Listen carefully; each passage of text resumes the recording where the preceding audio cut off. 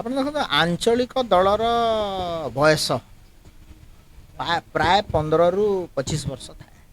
ଆପଣ ଦେଖନ୍ତୁ ଭାରତବର୍ଷର ସବୁ ଆଞ୍ଚଳିକ ଦଳର ଗୋଟେ ଷ୍ଟାଟିଷ୍ଟିକାଲ ଏନାଲିସିସ୍ ନିଅନ୍ତୁ।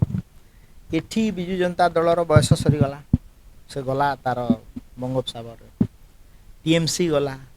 ଆଉ କାଲି ଯଶସ୍ୱୀ ପ୍ରଧାନମନ୍ତ୍ରୀ ନରେନ୍ଦ୍ର ମୋଦୀ ଗୋଟେ କଥା କହିଥିଲେ ଯେ ଭାରତବର୍ଷରେ କମ୍ୟୁନିଷ୍ଟ ପାର୍ଟିର ଯୁଗ ଶେଷ ହେଲା। କେରଳରେ ମଧ୍ୟ କମ୍ୟୁନିଷ୍ଟ ଗଲା।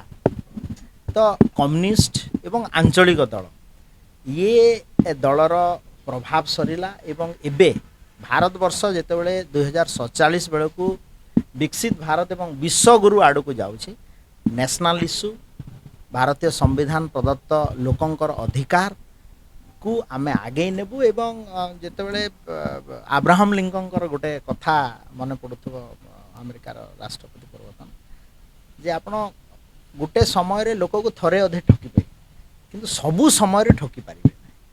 ତ ଯେଉଁଟାକି ଆଞ୍ଚଳିକ ଦଳ ଗୁଡ଼ା କରୁଥିଲେ ସେ କାମ, ସେଟା ଭାରତୀୟ ଜନତା ପାର୍ଟି କେବେ କରେନି। ଯାହା କହେ ତାହା କରେ। ଆଉ ଗୋଟେ କଥା କାଲି କହିଲେ ଦେଖିବେ ଯେ ଇଏ ମୋଦି ଗ୍ୟାରେଣ୍ଟି ହେ। ମୋଦି ଗ୍ୟାରେଣ୍ଟି ମାନେ ବିଶ୍ୱଗୁରୁ ବିକଶିତ ଭାରତ ଆଡ଼କୁ ଯିବ ଏବଂ ଅଙ୍ଗ ବଙ୍ଗ କଳିଙ୍ଗ କଥା ବି ଗତକାଲି କହିଥିଲେ ଏବଂ ଏହା ଗୋଟେ ପୂର୍ବୋଦୟର ବିକାଶରେ ସହାୟକ ହେବ।